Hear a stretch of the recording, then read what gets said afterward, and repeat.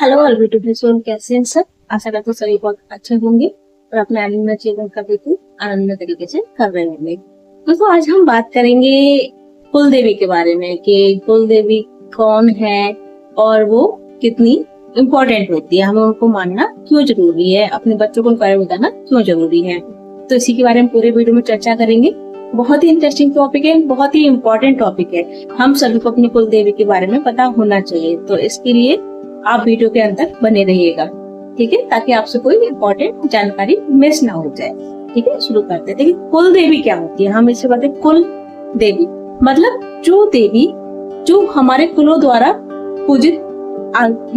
उसे पूजा जा रहा है शुरू से, स्टार्टिंग से, जिनको हमारे कुल के जो हमारे पूर्वज हैं उनको पूजते हुए आ रहे हैं, जो हमारे कुल की जो रक्षक है वो कुल देवी कहलाती है। ठीक है, लेकिन क्या होता है कि आजकल जितना मॉडर्नाइजेशन हो रहा है, मतलब लोग अपनी ट्रेडिशनल रूट से दूर जाते जा रहे हैं। पता ही नहीं है कि हमारी कुल देवी कौन है, उनके बच्चों को भी नहीं पता। एक्चुअली अपने गांव घर वगैरह से दूर गए तो अपने मेन रूट को भूल गए, ये चीजें हो रहा है। लेकिन है क्या, क्यों है ऐसा? देखो सबसे इम्पोर्टेंट चीज है, अगर आप अपने कुल की परंपरा से जुड़े रहेंगे तो ये चीज आपके लिए, आपके बच्चों के लिए बहुत जरूरी है, बहुत ही इम्पोर्टेंट साबित होती है। ठीक है, हर तरीके से, आध्यात्मिक तरीके से भी और हर तरीके से, जितना भी आप फिजिकल लाइफ जीते हो उस तरीके से भी। ठीक है, तो कुल देवी का मैं आपको बताना चाहूंगी, कुल देवी के जीवन में ना एक विशेष स्थान होता है, विशेष, क्योंकि वो हमारे वंश की रक्षक देवी मानी जाती है।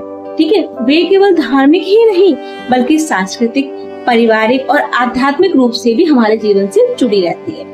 ठीक है, अब इनकी इम्पोर्टेंस क्या है, इनकी इम्पोर्टेंस क्या है इस बारे में डिटेल में चर्चा करेंगे। ठीक है, पहली बात कि जो कुल देवी है उनका मानना क्यों जरूरी है, क्योंकि जब ये हमारे कुल की रक्षा करते हैं, वंश की रक्षा करते हैं, ठीक है, और कल्याण के प्रतीक है। जितने भी कल्याणकारी कार्य किए जाते हैं वो सब कुल देवी के संरक्षण में किए जाते हैं। ठीक है, पूरे कुल को, पूरे परिवार को, वंश को, आने वाले वंश को, आने वाली संतति को ये बचाती है।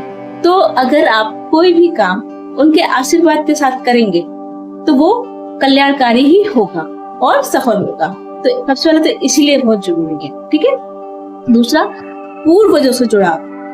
अब इसका मतलब क्या है? इसका मतलब ये है जो देवी हमारे पूर्वजों द्वारा पूजी जा रही है, ठीक है, अब से नहीं, बहुत युग बीत गए, मतलब युग भी नहीं बोल सकते, बहुत समय बीत गया है, साल बीत गए हैं, पीढ़ियां बीत गई हैं, तब से वो पूजी जा रही हैं कुल देवी।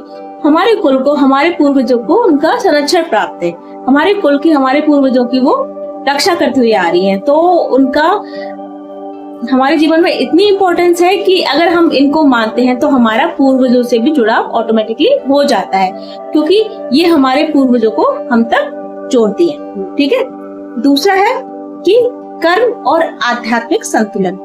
कुल देवी की उपासना से हमेशा कर्मों में संतुलन होता है और घर में सद्गुणों का विकास होता है, जैसे एकता, श्रद्धा और संयम।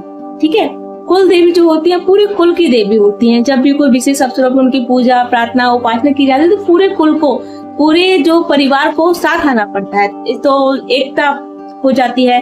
कर्म है कि हाँ हमें इस प्रॉपर त्योहार को या फिर इस दिन उनका उपासना करनी है, तो आपको एक कर्म करना है, डेडिकेटेड है इस चीज के लिए, तो आपको कर्म प्रधान बनाती है, संयमित बनाती है कि इस दिन आप इनके लिए है तो है, इस दिन कुछ और नहीं करना। ठीक है, संयमित हो गई। तो ये चीज आध्यात्मिक दृष्टिकोण से, मानसिक दृष्टिकोण से, शारीरिक दृष्टिकोण से बहुत इम्पोर्टेंट होता है कि अपनी कुल देवी को मानो, अपनी कुल देवी की उपासना करो और अपनी कुल देवी को जानो।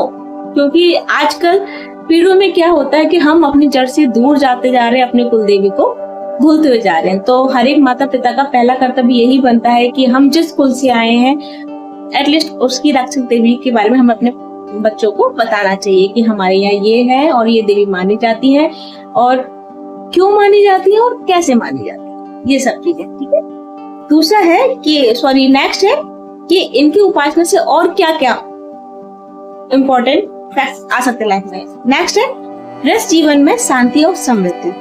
कहा जाता है कोई भी विशेष अवसर होता है, जैसे विवाह हो गया, संतति होना, और कोई भी हवन यज्ञ टाइप के जो विशेष अवसर होते हैं उनमें कुल देवी की पूजा का विधान है।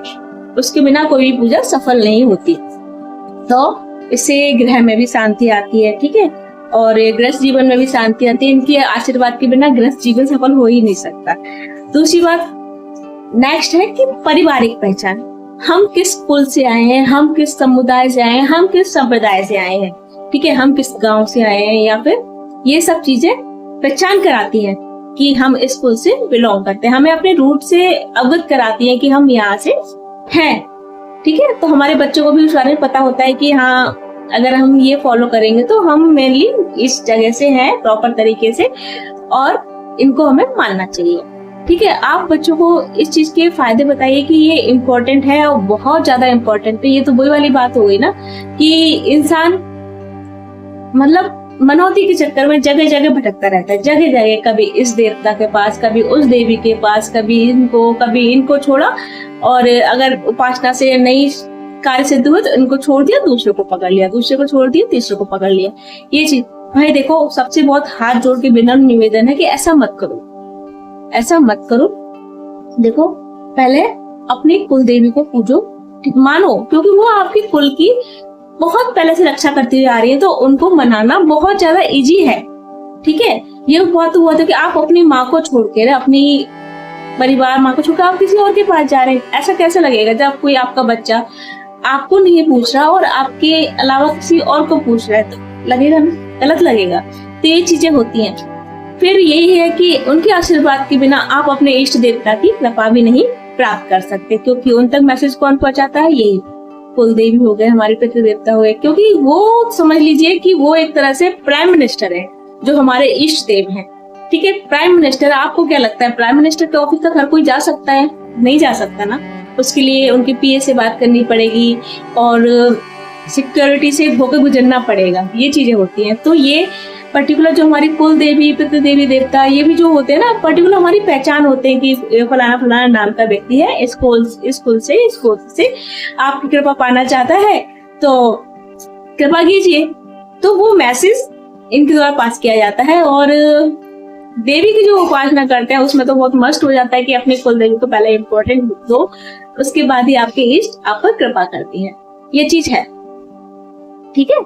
तो आशा करती हूँ आपको ये वीडियो पसंद आई होगी और आपको ये जानकारी भी बहुत अच्छी लगी होगी। और मैं तो यही कहूंगी, सबसे रिक्वेस्ट करूंगी कि अपनी धरोहर को, अपने ट्रेडिशनल वैल्यू को हमेशा याद रखिए और इसी के साथ ही आगे बढ़िए। अपने बच्चों को सिखाइए कि हम हैं क्या और कहाँ से आए, हमारे कुल क्या है, हमारे गोत्र क्या है, ठीक है। कुल देवी, इष्ट देवी देवता, इनमें क्या अंतर होता है, कौन है क्या है, सब कुछ बताइए, ठीक है। तभी तो हमारे बच्चे सीखेंगे, हमारे धर्म से जुड़े रहेंगे, हमारी संस्कृति से जुड़े रहेंगे। आजकल क्या हो रहा है, फॉरेन से कोई भी कल्चर आ जाता है, कुछ भी, हम उसको बहुत जल्दी अडॉप्ट कर लेते हैं, क्योंकि हमें अपनी रूट पे अच्छी खासी पकड़ है ही नहीं। तब तक हम अपने रूट कोर्स को अच्छे से नहीं जानेंगे, अच्छी पकड़ नहीं होगी, अपने साहित्यों का, शास्त्रों का नहीं पढ़ेंगे, नहीं उनसे ज्ञान अर्जित करेंगे, तो हम तो दूसरों की तरफ अट्रैक्ट होंगे ही होंगे ना। तो ये चीज है गौर करने वाली। अगर आप आगे निकलना चाहते हैं, अपने देश को, अपनी संस्कृति को बचाना चाहते हैं, अपने आप को बचाना चाहते हैं, तो सबसे पहले अपने रूट पे काम कीजिए, ठीक है। अपने शास्त्रों को पढ़िए। हमारे पास तो इतने शास्त्र हैं कि आप पूरी जिंदगी पढ़ सकते हो, उन्हें खत्म ही नहीं होने वाले। लोग सबके पास तो एक एक बुक होती है, हमारे पास तो पूरी लाइब्रेरी है। आप एक एक करके पढ़ना भी शुरू करेंगे ना, इतना ज्ञान है, इतना ज्ञान है, इतना ज्ञान है, भंडार है, समंदर बोल दो, कितना भी रत्न निकाल लो, कम नहीं होने का।